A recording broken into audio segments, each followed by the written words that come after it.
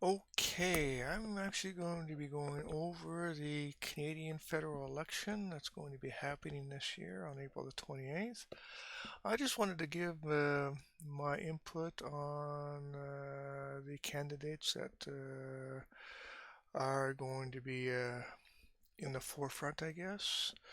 Um, I just want to provide this information for those who maybe want to have an idea of maybe what somebody else thinks, maybe somebody from the other side, from the way they look at stuff, and maybe give them a little more information that they can use when it comes to making decisions.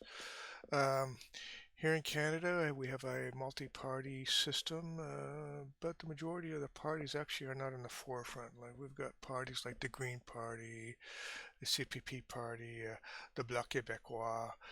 Those are like minor parties. They don't really have a huge, federal kind of exposure, at least, the aspect of where they've acquired, political forefront. Um, the other ones, NDP, the Liberals and the Conservatives, they're somewhat more in the forefront of the competition, I guess. The two main ones are actually the Liberals and Conservatives. If a party is going to win, it's probably going to be one of those two. NDP, they're a little bit more stronger than the lower ones, but with respect to the two main leading political groups, they're really somewhat in the background also. But I just want to talk about the aspects of how I look at this and how I interpret or how I see, at least the political realm and the people involved in that. Myself, I'm somewhat of a left-leaning person. I look at the aspect of, wanting to have things in place that gives me the impression that it's there to help the people, to make sure people can get by, make sure people can survive. Uh, I don't like political groups that somewhat don't focus on that. So, as I continue my talk here, you're going to find out where I see the difference in that particular light, and you know, seeing that things can work as effectively as possible. I'm not going to say efficient because, again, most people are going to say governments are not efficient. I, to some extent, agree with that. The aspect is they just don't have the manpower to monitor things as closely as they would have to actually make sure things run efficiently. And the end result of that is things just sometimes don't run efficiently. But again, that's governments and that. But we need them, so it's the aspect you accept. The good and bad of it. And the fact is, sometimes governments just don't run well. You want them to run well, but sometimes they just don't. My look in general with respect to the political parties, I'm somewhat not an advocate of the Conservative Party. I don't really like their mentality and the way they look at things. I also think sometimes that they don't present things as correctly as I think they should be, and sometimes I think they try to present things in a way where they give a presentation that they may be doing things that I don't feel that they do. One of the big things is a lot of times conservative parties, they sell themselves off as the party of the people. And I find that a bit, confusing because in the end, the Conservative Party, as I said, my previous implementations of this video, the Conservatives, from what I understand and from what I've seen and what I've experienced, they somewhat follow more along lines of a trickle-down economics theory or concept. And if you're not familiar with that, that basically just says, the companies, the big businesses, the people that run things are going to be left to do what they want to do in order to generate revenue, and in consequence, the flow over will go down to the lower level people. So people who have money will basically generate enough money where it'll come down to the lower level people. And that's somewhat the way that I see the conservative look at things. They goes, hey, look, so much money that's made up here, and you'll get your money that you need to have because the people up there, they can't, manage and handle and keep all that money. So it's going to, as they say, trickle down to you.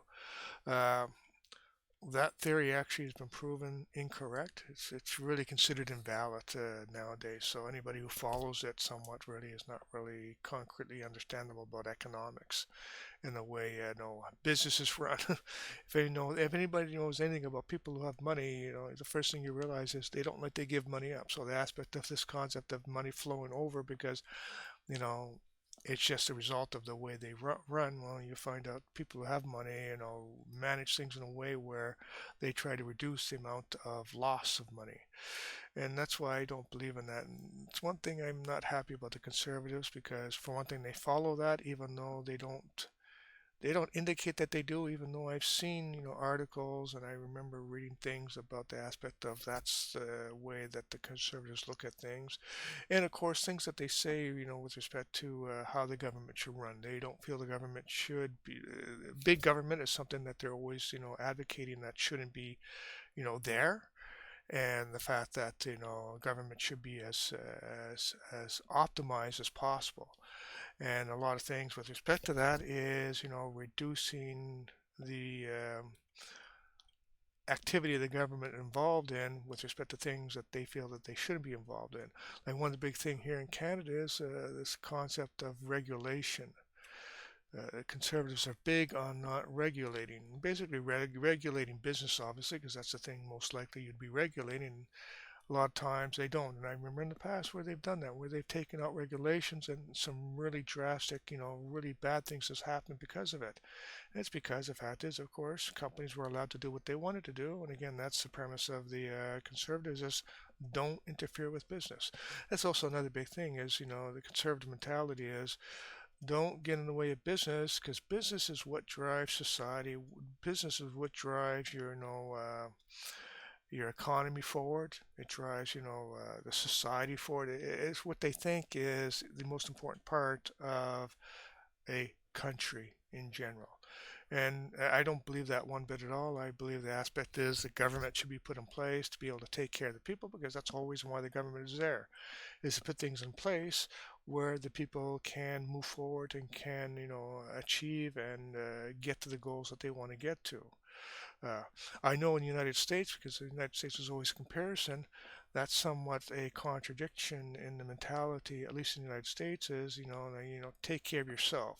Don't worry about anybody else, get ahead, you strive to get where you need to get to. And I'm not saying that's a bad thing. I'm just saying, the aspect here, at least in Canada, with respect to the liberal mentality is, yeah, try to get where you need to get to, but don't forget everybody else. Try to help out people who maybe not have the advantages. Maybe, they're not, able to get, to where they want to get to, easily or comfortably or any way you want to look at that. And it's difficult for them. And the whole premise of at least the liberal perspective is try to help out everybody.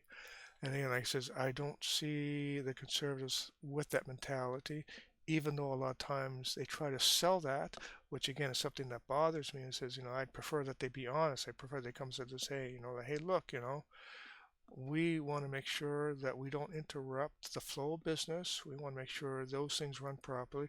We want to make sure that we don't interfere with, business activities. So we're going to reduce, these, monitoring activities of businesses. So that way business can move forward and society can move forward. If they said that, I'd say, okay, great. I accept the fact that that's the way you look at things. That's the way you want to do things. Don't agree with you, but at least I accept the fact that you do that. But again, like I said, I don't find that they really do that, and that really bothers me.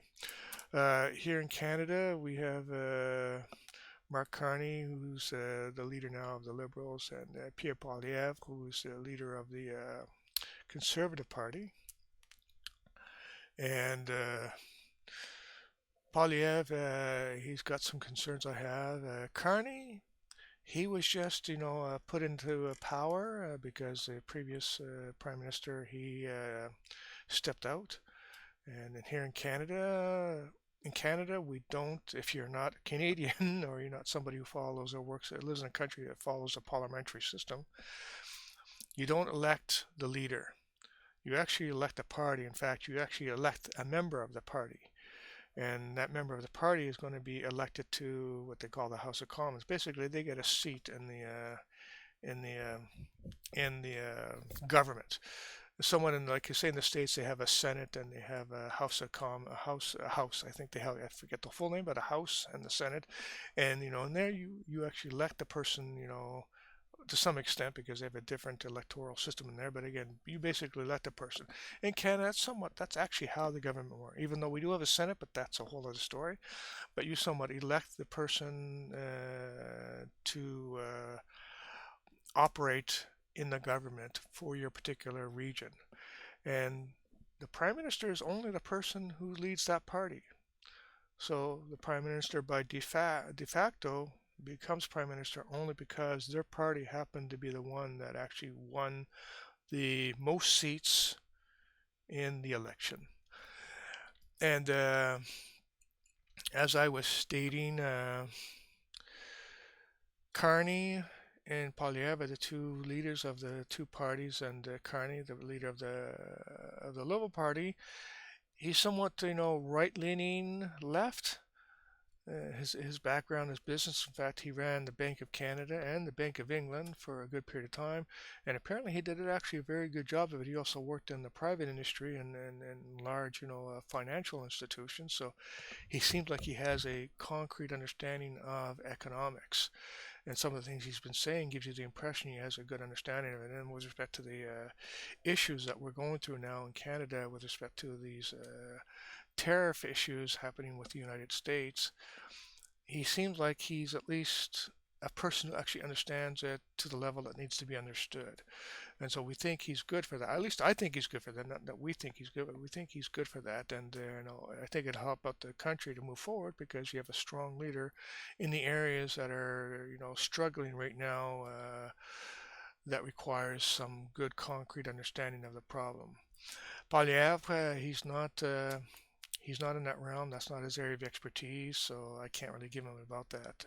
One thing I did say, and it was this is basically with respect to some of the things that I said previously about how conservatives look at running a government and trying to reduce aspects of things that they don't feel should be in the government or what the government should do. And one of the things obviously is regulations. And you can see on the article I have up here, Poilievre, he wants to scrap, as I say, the pharmacare project or part of the government. Here in Canada, we have a universal healthcare system, but drugs and that were not covered by it. And I'm not really sure. I don't really actually understand the pharmacare project that much. I haven't been really keeping up because I've not needed drugs, so it wasn't something that I was concerned about. But again, I think the government, the federal Liberal government, put in place this as an extension of the current universal program where drugs can also be something that people can acquire for obviously their medical concerns and that. And that to me, that's a good thing. But Poilievre wants to scrap that, and again, because he thinks it's wasteful, for lack of a better way of saying that, and it doesn't help. And I really disagree with that. He also said, even though I actually couldn't find any articles, but I've certainly seen a lot of YouTube sites and that, and people talking about the aspect that he actually wants to scrap the universal healthcare system.